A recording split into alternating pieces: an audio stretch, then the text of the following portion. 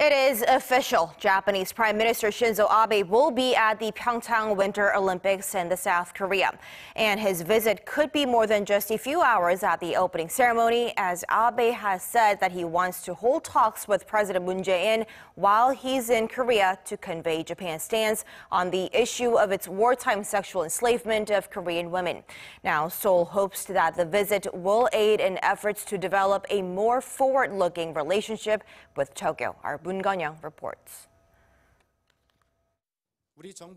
The governments of South Korea and Japan have been discussing Japanese Prime Minister Shinzo Abe's visit to South Korea for the PyeongChang Winter Olympics, and we welcome Japan's decision to officially announce the visit.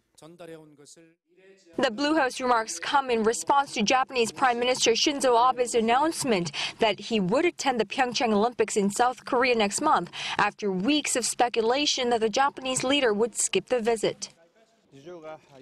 If the situation allows it, I want to attend the opening ceremony of the PyeongChang Olympics. In 2020, there's the Tokyo Olympics. I want to attend the opening ceremony of the PyeongChang Olympics, which will also be held in Asia, and cheer on the athletes. Abe's announcement brushed aside concern that he would not take part due to an ongoing bilateral feud over a 2015 agreement on comfort women, a euphemistic term referring to the victims of Japanese sexual enslavement of Korean women before and during World War II. Under the controversial deal, South Korean President Moon Jae-in's predecessor and her conservative administration agreed to finally and irreversibly end the decades-old dispute in exchange for Japan's apology and contribution of a little over $9 million to a fund set up to support the victims.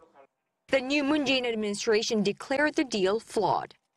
일본이 그 진실을 인정하고 또 피해자 할머니들에 대해서 진심을 다해서 사죄하고 그리고 그것을 교훈으로 삼으면서 다시는 그런 일이 일어나지 않도록 국제사회와 함께 노력해 나갈 때 그러면 할머니들도 그 피해를 용서할 수 있을 것이고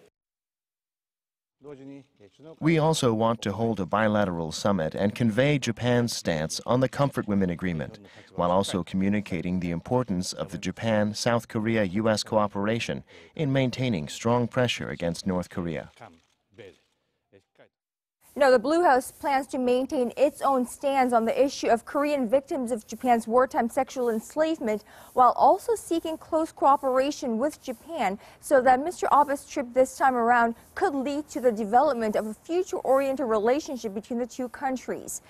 How the two leaders work out their kinks and put their heads together to solve another huge issue facing them, North Korea's nuclear threat, the entire world will be closely watching from here on out.